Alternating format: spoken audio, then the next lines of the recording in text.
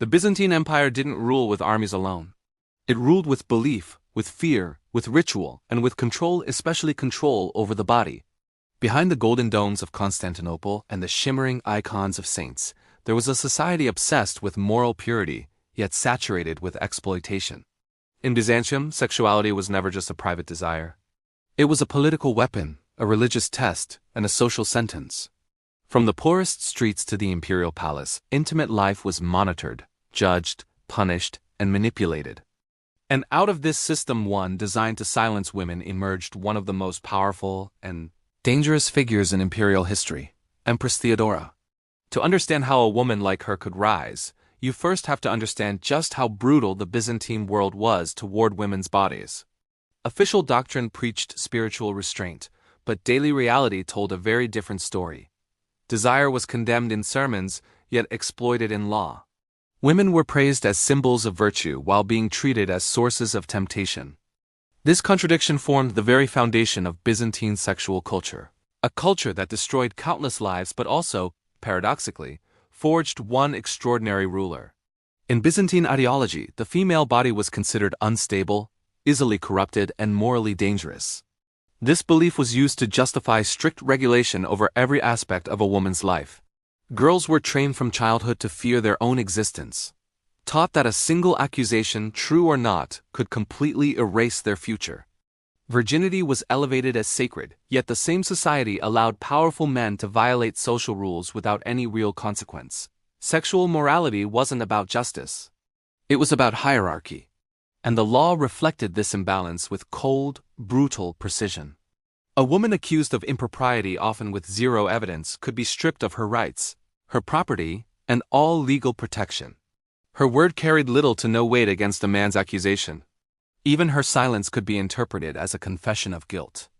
In stark contrast, male transgressions were often reframed as simple lapses in judgment, easily forgiven through a little repentance or, more often, through social status. This double standard wasn't an accident. It was a deliberate mechanism of control. Public punishment was a key part of reinforcing these norms. Sexual shame wasn't hidden away. It was put on display for all to see. Exile, forced confinement in a monastery, and complete social erasure were common responses to accusations involving women. Monasteries often became prisons disguised as sanctuaries, places where women were sent not for faith, but for punishment. Once they were confined, they vanished from public life. Their voices were erased, their histories forgotten. The entertainment culture of the time made this reality even more complicated. The theater, the circus, and other public performances occupied a strange moral space. Though they were wildly popular, performers, especially female performers, were legally branded as dishonorable. The state relied on their presence to keep the public distracted and maintain order, yet it denied them basic human dignity. Once a woman entered this profession, she was marked for life, permanently excluded from respectable society, no matter what she did. This was the world Theodora was born into. Her origins placed her at the very margins of society from the start. She grew up surrounded by spectacle, judgment, and the daily fight for survival. Contemporary writers, many of them hostile elites who despised her, painted her early life in the darkest possible terms. But their accounts weren't neutral history. They were political attacks, revealing far more about Byzantine prejudice than they do about Theodora herself. What really matters isn't the exaggeration, but the assumption behind it, that a woman from humble origins who rose to power must have done so through moral corruption.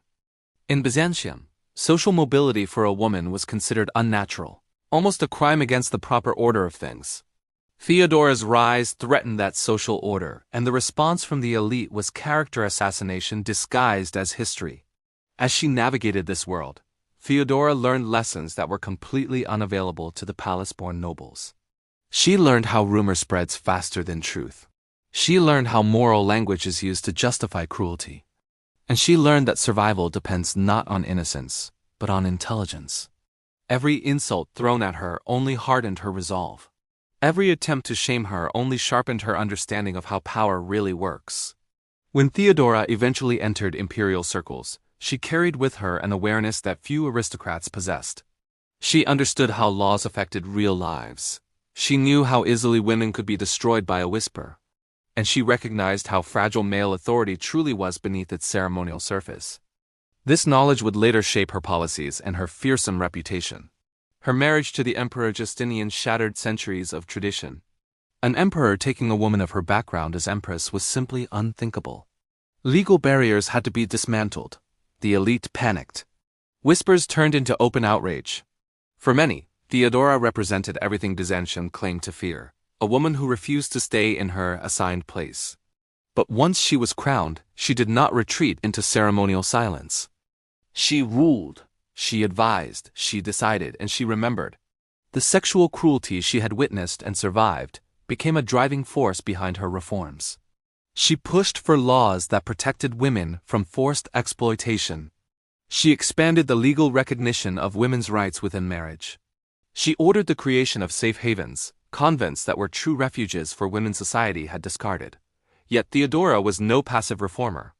She was precise, calculating, and absolutely unforgiving. Those who mocked her past, questioned her authority, or conspired against her faced swift and final consequences. She understood that mercy without power is just an invitation for destruction. Her rule was a unique combination of compassion and steel. The Byzantine court soon learned to fear her presence. Eunuchs, generals, senators, none of them could afford to underestimate her. She had survived a world that was designed to break women like her. She had no illusions about loyalty or virtue. To her, power wasn't some abstract concept. It was a lived, brutal experience. Her defining moment came during the Nika riots, when Constantinople burned and the throne teetered on the verge of collapse. As Justinian's advisors urged him to flee, it was Theodora who refused to surrender. Her words, calm, resolute, and final, changed the course of history. The revolt was crushed, order was restored, Justinian remained emperor, and Theodora emerged as the empire's unbreakable core. After that day, no one doubted how dangerous she was. Not because she embodied scandal, but because she embodied survival. She had turned a system of humiliation into a source of authority. She ruled not despite her past, but because she understood it so intimately. When she died, Byzantium struggled to explain her. Official records tried to minimize her role. Hostile chroniclers revived the old rumors, but laws do not lie. The reforms she put in place endured. The protections she created remained. And women across the empire lived differently because of her influence. The horror of Byzantine sexual practices wasn't desire itself, but how desire was weaponized, how morality became a tool of violence, and silence a sentence. Theodora was dangerous because she saw through this illusion. She survived it. She mastered it, and she ruled an empire that never wanted her to exist. In the end, Byzantium created its own reckoning. Through its cruelty, it forged a woman who would challenge its very foundations. Through its hypocrisy, it empowered a ruler who understood all of its weaknesses. Empress Theodora was not an accident of history. She was its consequence. Thanks for watching. If you found this story as fascinating as I do, be sure to like this video and subscribe for more hidden histories. See you next time.